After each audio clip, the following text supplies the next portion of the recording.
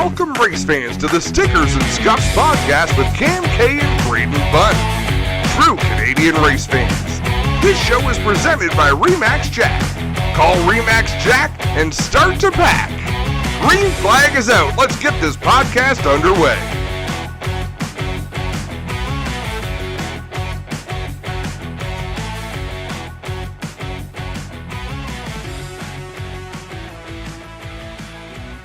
Welcome back to the Stickers and Scuffs podcast with Cam K and Braden Bunn, and we are extremely privileged to have the voices of Racetime Radio joining us.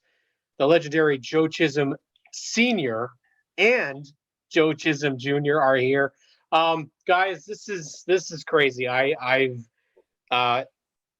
listened to you guys since I started watching NASCAR, and the fact that you're on the show. I know, Joe, you weren't on the show Joe Jr., you weren't on the show back then, but the voice, it's so crazy to hear it live on the show. So thank you guys so much for joining us. Hey, thanks for having us. And I love the fact that you said junior and senior. Oh, he loves yeah. Easy on the junior. No, did you see him? He enunciated the senior I'm part. gonna get my hair dyed. You'll get big back there. Yeah. I don't know if I can. I don't know. Can we pull it? Yeah. How do we go from there? Let's start off with Racetime Radio. How did it get its start? And, what kind of is your idea behind it?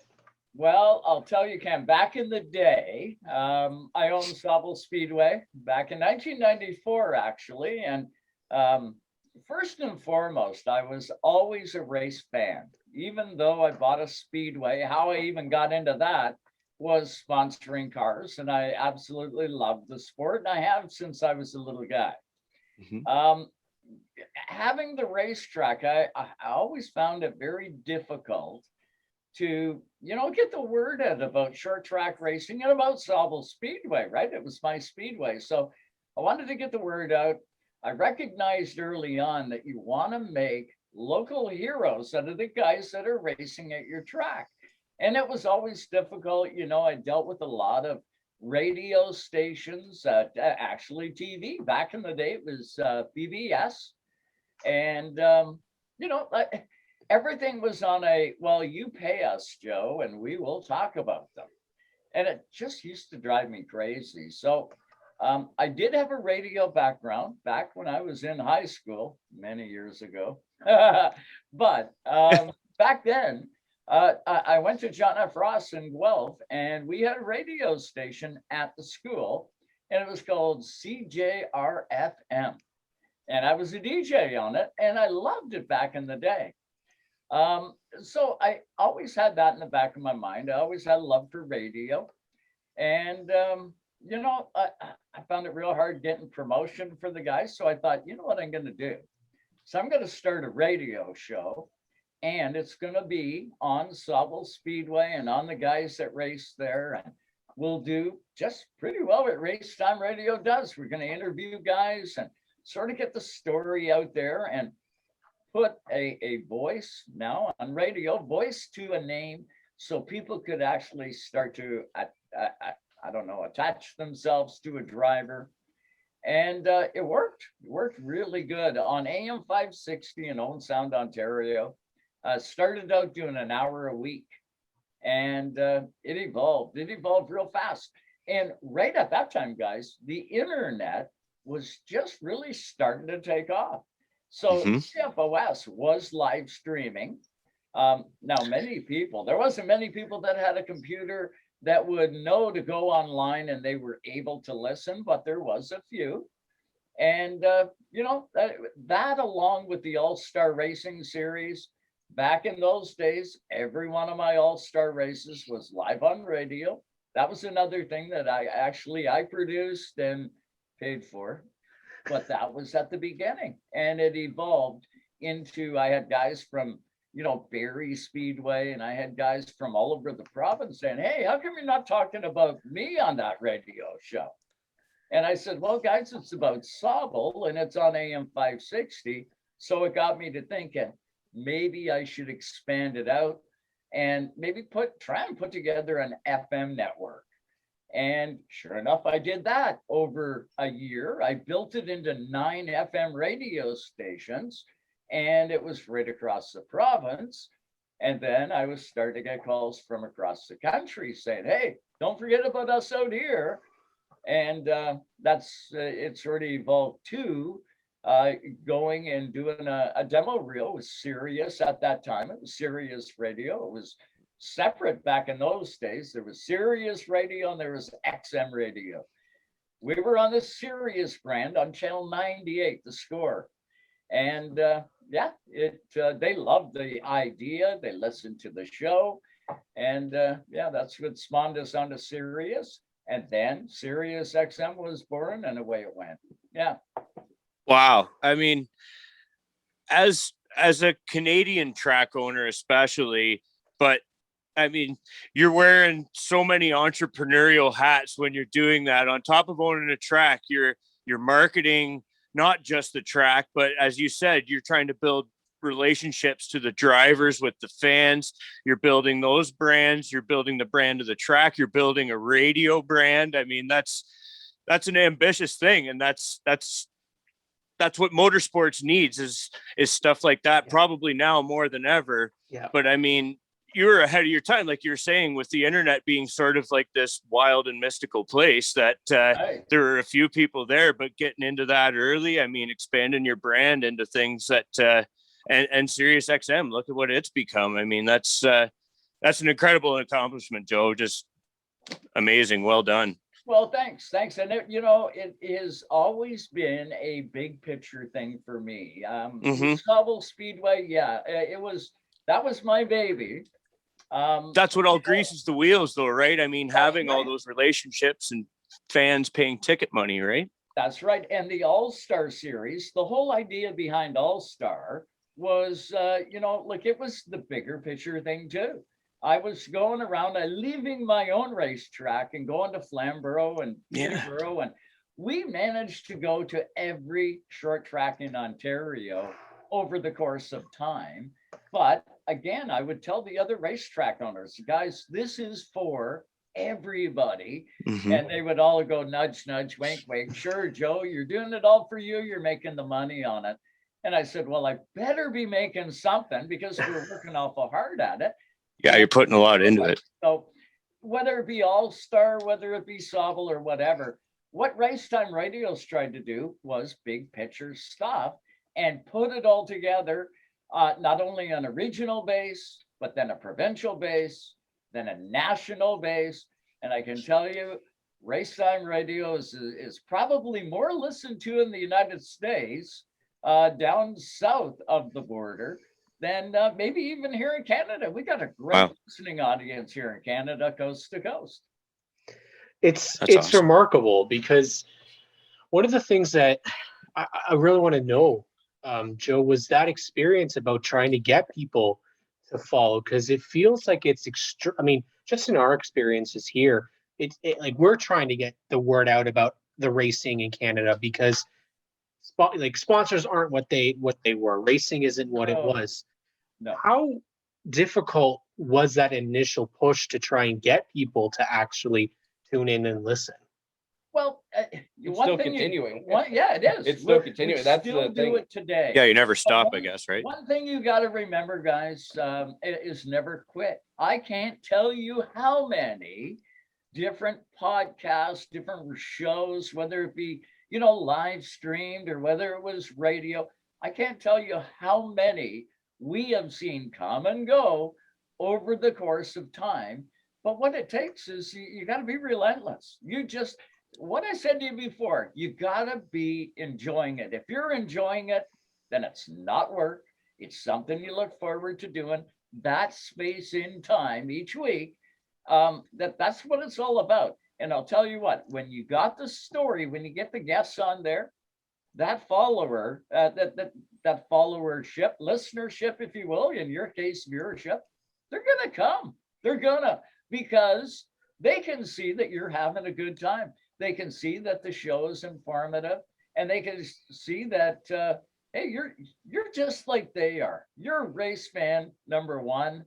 Number two, you're trying to put it all together and just make it fun, make it informative. And that's what we try and do each and every time we key up the mics on Race Time Radio. And whether, sitting down talking to Dale Jr. or talking to Jeff Gordon, for instance, back in the day when he was at Daytona and, the big Canadian Motor Speedway was all the buzz. And Jeff Gordon was the guy that designed it. And there was so much to it. I seen Jeff at Daytona and I said, hey, I want to get a quick word with you. Yeah, sure, go ahead.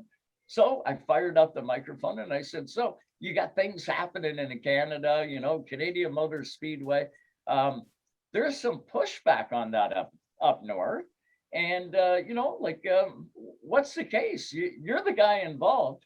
And he said, you know more about it than I do.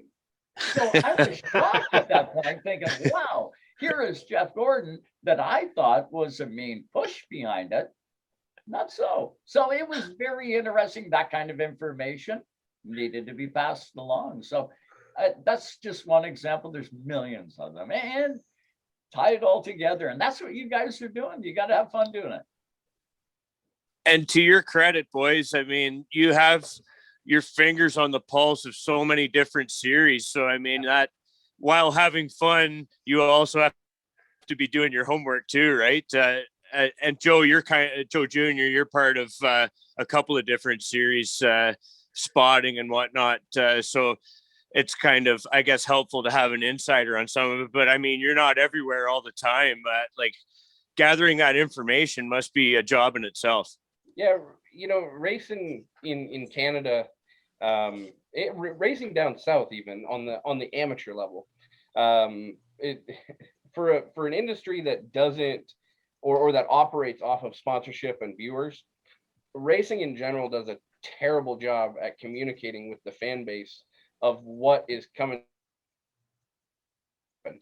right? So you look at all the other stick and ball sports, they get the free coverage, so it looks like they do a great job with it, but they don't have to communicate what happened with the game because all of the people are looking at it.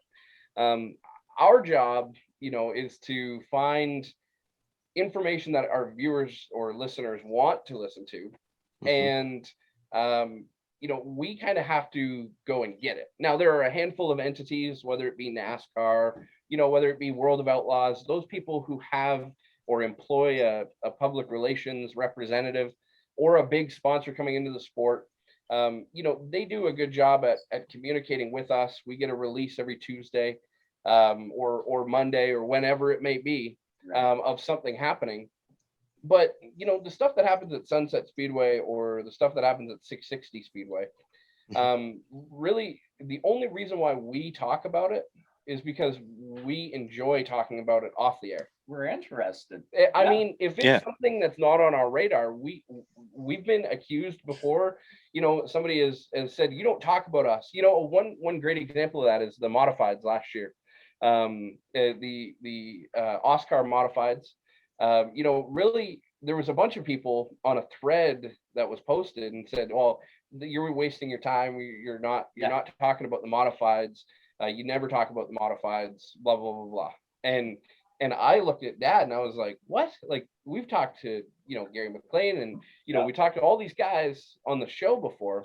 But I said to each one of them that commented, offline, I said, man, you guys have never sent a release. You guys have never communicated with me that you have a new sponsor. You've never communicated that you got a new car or that you're building a new piece or, or that you're moving from this series to this series.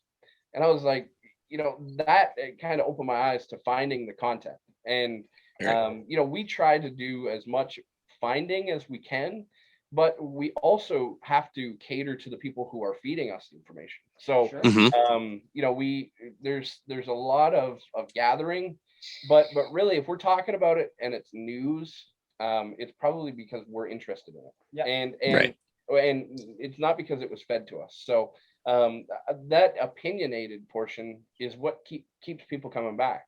Right. Whether somebody likes you or not, it doesn't really matter. Yeah. Whether somebody likes you as a person or likes your opinions, it doesn't really matter. the people who do come back and listen and consume the content are the people who do like you and who And do like what we're what doing. you're talking about. Yep. So at that point, if you try to cater to the people who don't like you, you'll spin out for sure. And in this deal here, you just got to kind of have fun with it, talk about what you like, and talk about the stuff that you think other people will like, and go from there.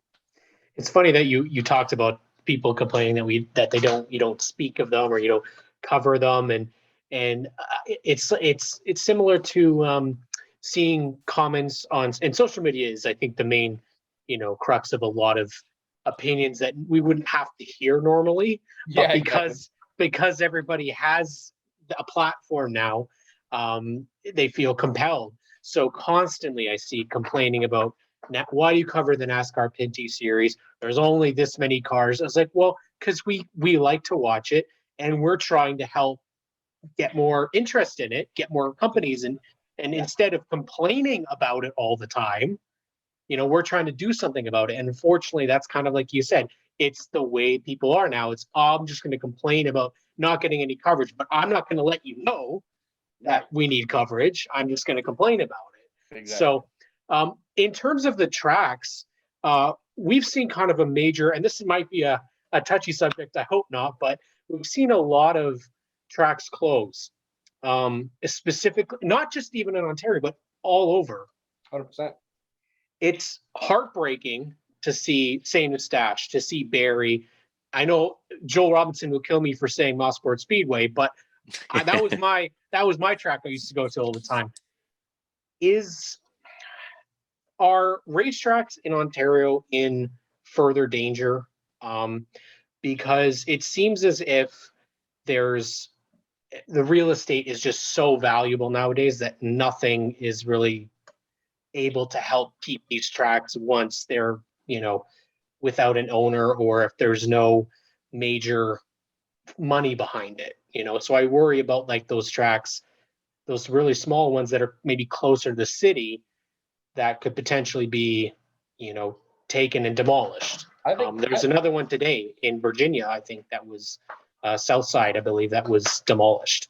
So can you guys speak to that? Yeah, I feel like the entire industry is in danger. But it constantly is, and it every industry is, right? So it doesn't matter how you make money today. Any business is under attack at all times, whether it be from competition or from advancement or technological advancement. I think every business is to a certain degree in jeopardy all the time. And if you don't look at it that way, then your business is going to be taken over and gobbled up. So whether it be a convenience store chain or whether it be a racetrack, it doesn't really matter. That being said, I think that the industry, you're seeing the best of the best kind of invest, and you're seeing people roll back into it because they're afraid of losing it. So you rewind a couple of years back, a handful of years back, and you look at guys like John Chisholm out east, right? You look at Cecil Vance and those guys with Scotia Speed World. Those guys were afraid of losing racing in their province or in their zone, so they invest and they invested huge, right? So they invest in a big way. They update the facility. They want people to be there. And really, that is the tipping point of what attracted all the sponsors, what attracted all the people, and why the Maritime Pro Stock Tour is so strong today. The same thing, you look on the Ontario side. We've talked about it a lot through the pandemic, but Jukasa Speedway, Kenny Hill, and those guys did a wonderful job at creating something that was really cool and bringing something back to life. But if they would have just opened up Cayuga, it would have failed. So, they had to invest and they had to build. You're seeing the same thing go on right now at Delaware Speedway. Yes. You're seeing the group there. They've got a bunch of new avenues, and they've got the ability to invest in the facility. They haven't been able to invest in the facility for years because it was a lease program. Why would you invest money? You're not going to put new rims on a rental car, right? That's right. So it's Sauble Speedway is another great example of that, right? Paul Griselle invested, took it to where it's at, and then Jeff Cassidy comes in and joins that fold and now is able to make fundamental improvements because they have extra capital. Yeah. So, you know, the entire marketplace is under attack, from Netflix to the movie theater to the amusement park. And when you see the facilities today, they're a lot more user friendly for the fans, but they need to continue to push that ball forward, because Right. really, you know, the general public that isn't a diehard race fan, you know, they've got to be comfortable when they enter your facility. And if they're not comfortable, if the wife of the family isn't comfortable going to that racetrack because the washrooms are dirty, or because they don't serve the right food, or you know, the kids maybe don't like it because it's not entertaining enough, the entire industry has to morph and continue to do that. So I think that, you know, the racetracks that lag behind, that don't invest and reinvest and continue to build, they're gonna fall off the map. But I do see these ownership groups and these guys, you know, and families with money that are investing in the sport, that I think you're going to see, you know, new things pop up. And you see Penticton Speedway right now going through a massive. Oh yeah, that looks amazing. You know, you're seeing a new model at Avion Motorsports with Area 27 and all of that. So really, you're going to see people attack in a different way. And as you see that, then the rest of the industry will either follow behind or will change and create their own model. So I think that it's constantly a problem that you're going to see across the board, but I think that there's a solution to that, and that is continuing to push forward and make racing unique, and but also make it attractive for the incremental dollars to come in.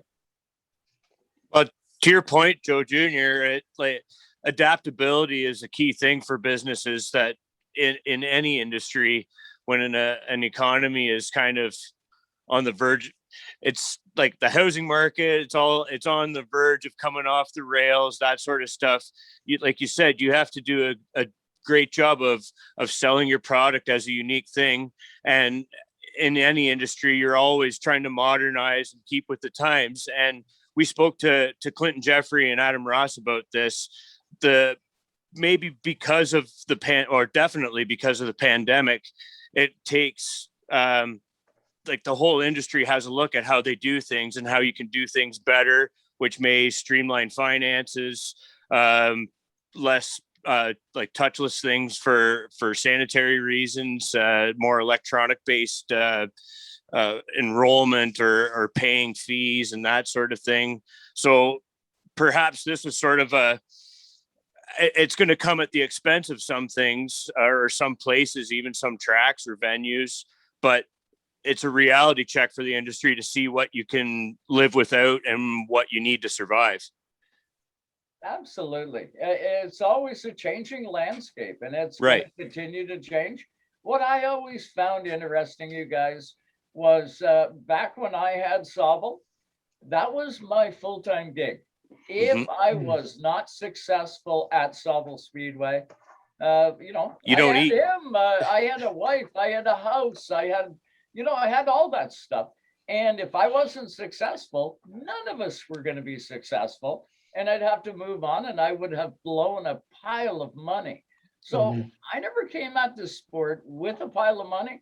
I always had to come to it with ideas. I had to take ideas and turn them into reality. The working man attitude. Lots of people out there throw ideas out. This is what you should do. This is what you should do. This is what everybody should do. But they're not paying for those ideas. So there's a little bit of check and balance that has to happen. You know, back in my day, I sat down with Kim Wallace. He owned Peterborough and Cayuga at that time. Steve Slaughter owned Sunset Speedway. John Caselli had Flamborough Speedway. We're sitting in a room and coming up with ideas and coming up with, you know, trying to think a little bit and trying to work together. And it was interesting because Kim Wallace owned those two racetracks, but he also had a body shop. That was his full-time gig. The body shop, the tracks were like a weekend thing. Steve Slaughter, he worked at de Havilland. He was in the aircraft business, right? That's what he did on a full-time basis Sunset Speedway was a weekend thing. Yeah. And, there was a lot of those. Here I am. I'm in the business. Like I couldn't get any more in the business than what I was. My things were in a vice. You know what I'm talking about. We were in a vice all the time. Right. And you're dealing with banks. You're dealing with all this stuff. And, failure is not an option. Take a look at the racetracks that you're looking at today and ask yourself, what's that guy do? Is he doing this full time, or is this guy doing it as a sideline business, a weekend thing? I'll tell you, the guys that own racetracks that are doing it as a sideline thing, they are getting to be fewer and further between. They're falling off the map. The ones that have got full-time employment, or the guy that owns the racetrack, operates the track, I'll tell you what, that guy there, I got a lot more respect for him. I was in his shoes. You got to play the cards right, because if you don't and you fail, you lose everything. So nobody wants to do that. You got to keep moving, like Junior says. Keep moving the ball. Keep moving it up. And you're going to make mistakes. That's okay. That's what happens in life. If you're not making mistakes, you're not learning a damn thing. Yeah. And to Cam's point, like the track operators got to have their pencil sharper than ever nowadays to keep the bottom, what bottom line, if any, there. Yeah. You got to sometimes create it, right? You have right. Yeah. And if you're not doing the best for your local drivers, for the guys that are running there every Saturday night, then they're not going to help you. Job. And if you haven't got the sponsorship, because the days of being in a trough at a racetrack, those days are gone. Right. They're quite simply gone. I know at Daytona, not 10 years ago, we were down there at Daytona, and guess what? Even at Daytona 10 years ago, you're peeing in a trough. Well, not today. That's true. $400 million later, now you got a urinal. Look at that. We're moving up in the world. That's actually a great point. Now I'm thinking about to the tracks back in the day that I went to. Yeah, that's what you were. Yeah, and those tracks aren't around anymore. So there you go. Joe, since you've been in that spot, what do you think the biggest challenges are for these tracks that are going to be reopening under these new restrictions and with limited fans? Are they under a bigger microscope than ever because of the way that the government is kind of taken their approach with reopening things? I'll tell you what, it's difficult. It's going to be difficult. You got to dot your I's, cross your T's. I'm also the general manager at Sauble Speedway today now. And we got the word last week. Mr. Ford said, hey, you can go 25%, which is fantastic. 25% is better than zero. Yep. But in the same respect, all those COVID laws, everything has to be in place. And right now, there's a smattering and a different way of, getting that 25% through the gate. Some tracks are doing it, like Delaware is, you got a reservation, you're doing it online. If you take a look at the laws that the province has rolled out, doesn't mention anything about going online and doing a reservation. I found that really odd, but I looked at the laws, because we got to abide by them and we want to do it right. But nowhere in the law does it say you have to go online to get a reservation. So how are you going to do it? You've got to do it. You got to be safe. And definitely it's a pressure cooker right now. That's going to change. We all hope it's going to change. And hopefully we go back to what was normal. But you know what? It's a different landscape today. It really is. And people think differently than what they used to back when I was his age running a racetrack. That was a long time ago. Boom. The time that you guys have been on Race Time Radio, you've had thousands of guests. Is there any that you kind of went to yourself, holy crap, I can't believe I'm talking to this person right now? And let's start with Junior. Yeah, I think, we did a handful of shows that were at Daytona and then as well at Rockingham. and did as Wow. well as a handful of shows at Homestead, Miami. So they were live on remote, right? So it was, live shows. We would be 2 hours, 3 hours, depending on the place.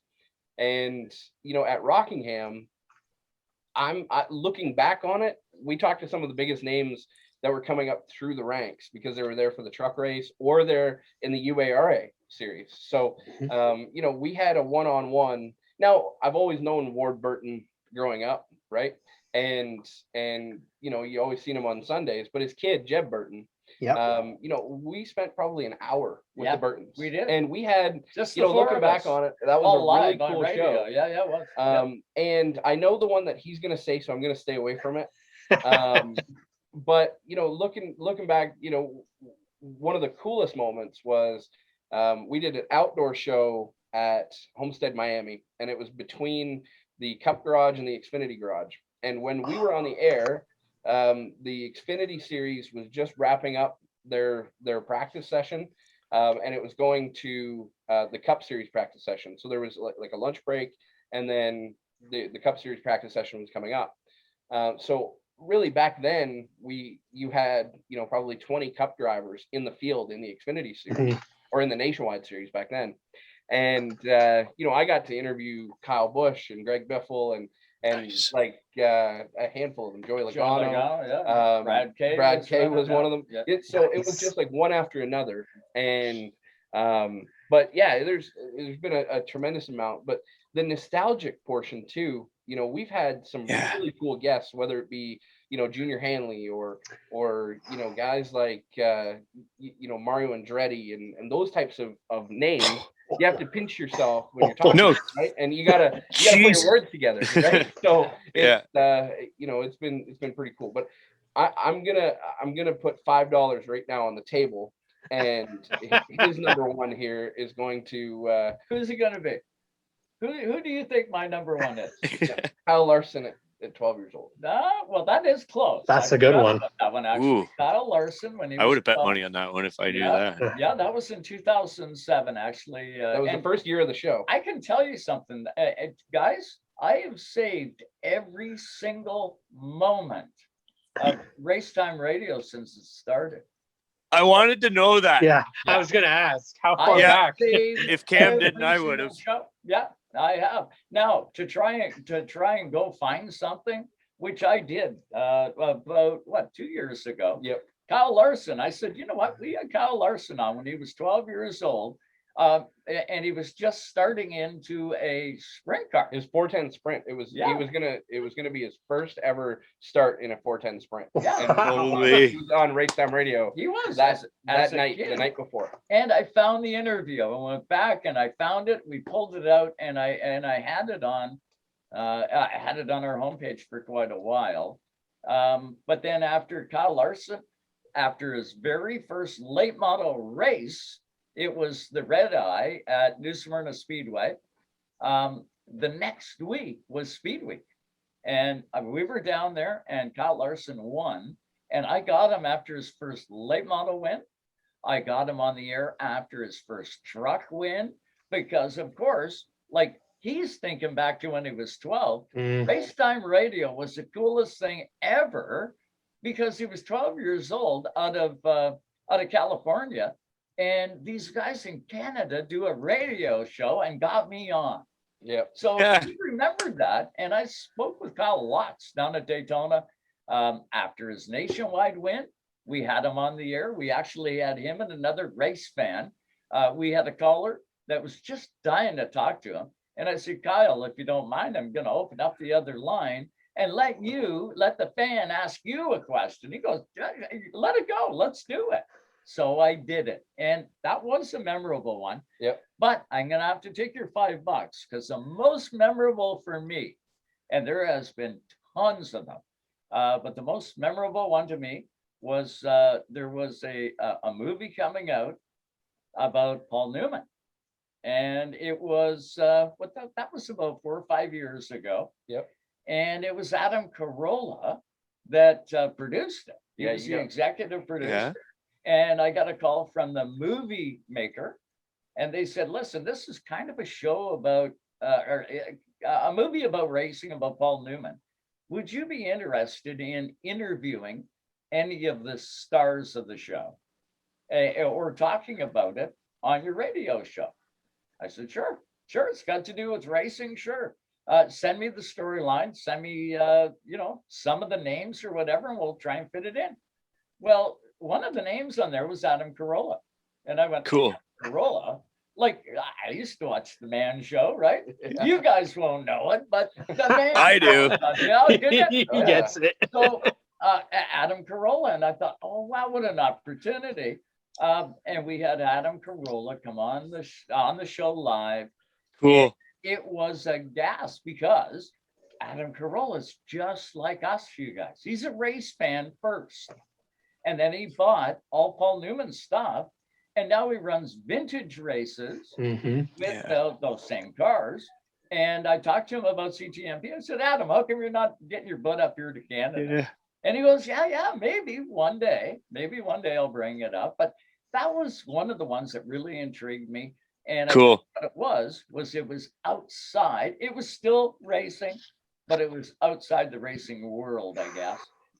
And to have Adam Carolla live on the air was a gas. We had a lot of fun with him. One of the memorable moments, it's funny, we just talked about this. As soon as we went off the air on Sunday, this past Sunday, we looked at each other and we were talking about the memorable moments. And we were on an airplane and we were stuck on the tarmac. I was in Edmonton. So there was a big storm rolling through. So we're on the WestJet and we had just finished the Edmonton Indy. So I was working for JR Fitzpatrick at the time, but how it worked was like all the teams booked the same plane from Edmonton to Saskatoon. So when we were on the plane, Dad was doing the show back home. Yeah, I was in Toronto. And he was like, "Well, let's do a breakdown and talk about it." And so he called me on my cell phone. I was like, "I'm on the plane. We're sitting here." I said, "Who do you want to talk to?" Because in front of us was Steckley's team. In front of them was Dave Jacombe's team, which was Andrew Ranger. In front of them was Donnie Thompson and those guys. All those guys. So my phone literally bounced from guy to guy all the way up the airplane. Yeah, and nice.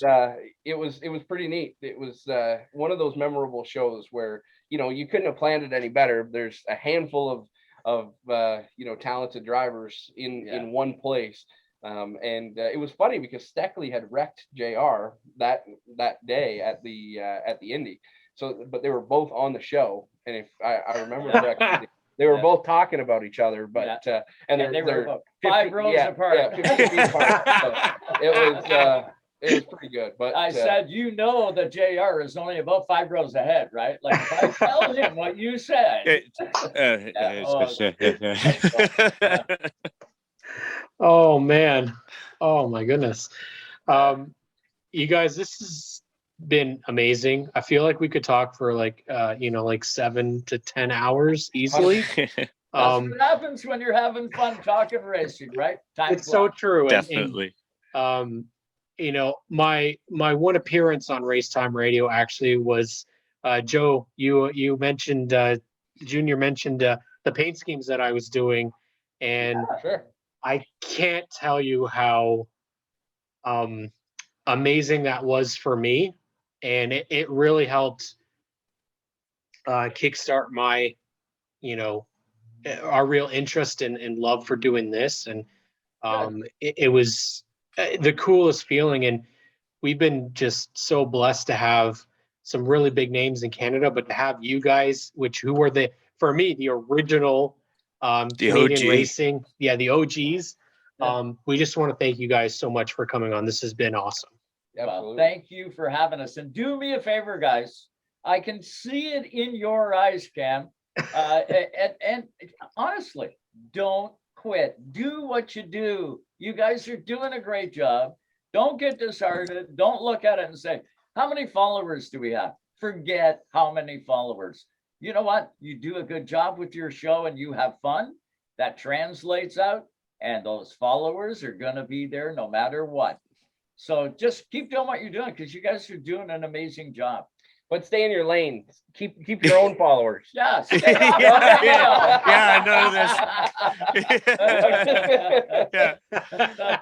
yeah, guys, like on behalf of the boys too, thanks a lot for coming on, and Joe Senior, just if I can touch on it real quick, we have someone special in our family that's been battling cancer for going on probably 4 years almost now, on and off regimens and treatments and stuff. So we just wanted to say like congrats to you on being on the mend, and it takes a village to like everybody around you, Joe, Junior, what your family goes through and everything. So way to go, man. I'll tell you what, thank you so much. If it wasn't for this guy and my wife, I couldn't have done it. I couldn't. Yeah, you got to have great support for sure. You tell that loved one, don't quit, don't give up. Just grin, bear, take the drugs. Some of them are really good.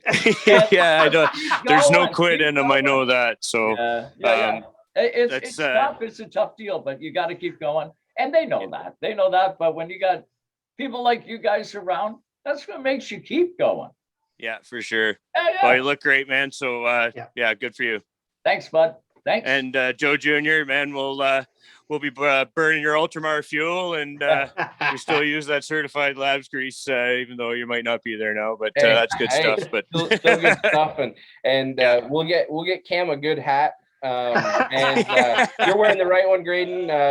We'll get a DJK hat shipped over to Cam, and then everything will be perfect in the world. Yeah. Well, and I'm not even saying sorry to you halfway. Perfect. We'll see you guys at sunset for sure. Absolutely. You bet. Hey, there's some big stuff coming out about sunset. There's good stuff coming down the pipeline with that. See, watch for some big news. I am starving now because I've been looking over your shoulder and all I can see is those Pinty's wings. That box is long gone. It's just there for presentation. That's but an empty one. It does plant the seed, doesn't it? Yeah, it does. Yeah, it does. Well, guys, make sure that you turn into Race Time Radio Sundays, 7 to 9 p.m. You can check them on their website. That's what I do. But if you have Sirius XM, you can definitely check them out. Channel 167. Yes, 167. I got that right? Yes. And got it. Okay. Yep. Racetimeradio.com. Of course, you can catch all of the archive shows as well. So if you can go back and listen, they had a ton of great guests on the last couple of weeks. Personally, I listened in for Andrew Ranger because I always find him very, very fun. Stuart Friesen's been on that show. I mean, honestly, like just name somebody on there. Grant Enfinger's been on the show multiple times. So definitely, guys, do yourselves a favor. Make sure you follow Race Time Radio. Check them out. We want to thank the Chisholms for joining us, Joe Senior and Junior. Thank you guys so much for joining us. Thanks, guys. Thanks so much. Thanks for having us. Stickers and Scuffs are proud supporters of Laps for MD. Laps for MD helps those with muscular dystrophy by raising funds, supporting MD charities through racing. We encourage those who are not already a part of the Laps for MD family to check them out on social media and their website, lapsformd.blogspot.com.